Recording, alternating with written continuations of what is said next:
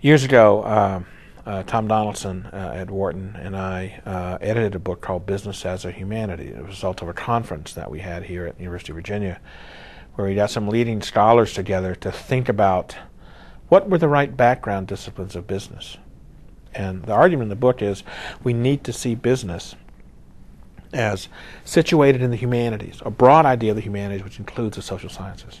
Traditionally, the background disciplines of business have been social sciences and primarily economics. To some extent psychology, but not so much. Primarily the economic disciplines. Missing, for the most part, have been history, literature, law, philosophy. There's been some sociology, though not too much. The fine arts, language, cultural studies, religious studies. Those things have not been traditionally a part of the business education. And our argument is that the world we live in today, business is fundamentally a human institution. And therefore, all of the ways that we study human institutions turn out to be relevant. And it would be a richer, better world, richer, better business world, if we could bring to bear the insight of a broader sense of the humanities onto business. Now, there's nothing wrong with economics and finance and disciplines like operations and marketing based on those. Those disciplines are necessary as well. But we need to broaden the idea of what counts as the background disciplines to business. Ironically, when the Wharton School was first founded in 1881, I believe it was, Joseph Wharton's idea was to have humanities professors teach and educate people who were going into commerce. And so he tried that, and as I understand it, it was a complete and dismal failure, because the humanities professors didn't want anything to do with business, and the business people didn't want anything to do with the humanities. In a sense, that business and ethics divide had already been created by 1880. And so the humanities go one way, and a lot of the professors in the humanities, even today, think that business is morally questionable. And a lot of the professors in business think that the people in the humanities are kind of not in the real world.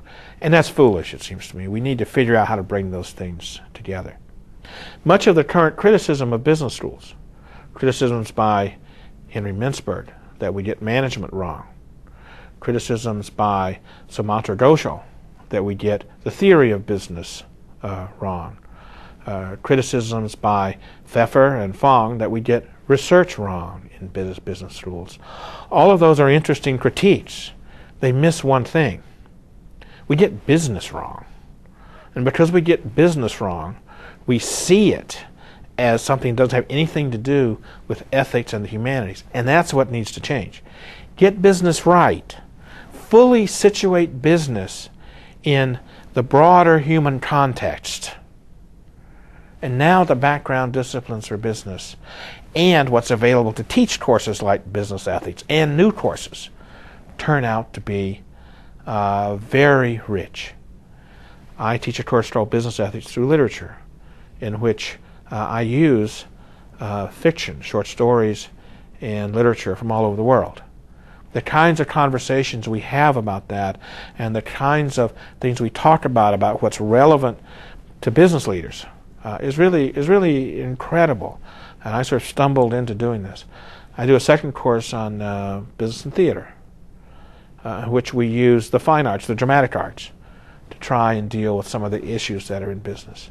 These are courses not just about ethics, they're courses about how to be an effective business leader and how to use a much broader range of ideas and thinking that's been done for generations than just a rather narrow set of economics and marketing and operations, as necessary as those things are.